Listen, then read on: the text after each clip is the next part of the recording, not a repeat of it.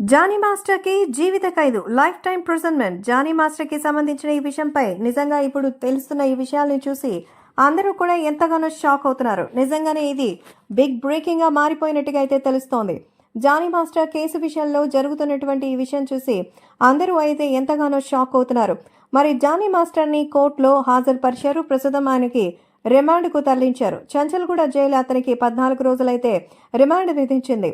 కేసులో ప్రస్తుతం కీలక పరిణామం చోటు చేసుకుంది. పోలీసులు జానీ మాస్టర్ని కోర్టు ముందు హాజరుపరచగా న్యాయస్థానం షాక్ ఇచ్చింది. రేప్ కేసులో పోలీసులు దర్యాప్తు వేగవంతం చేశారు. గోవాలో ఉన్న జానీ మాస్టర్ని అరెస్ట్ చేసి తీసుకొచ్చి రహస్యంగా విచారించిన పోలీసులు ఆయనకు వైద్య పరీక్షలు నిర్వహించి తర్వాత రాజేంద్ర సింగ్ CCSకు తరలించారు. అక్కడి నుంచి ఉపరిపల్లి కోర్టుకు తీసుకెళ్లినటువంటి జానీ మాస్టర్ని జడ్జి ముందు ప్రవేశపెట్టారు.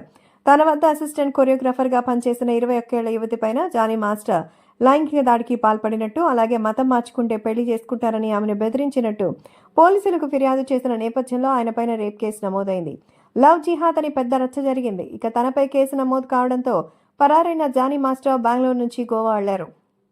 కానీ మాస్టర్ పైన 0 FIR నమోదు చేసిన పోలీసులు ఫోక్సో చట్టం కింద మరో కేసు పెట్టారు.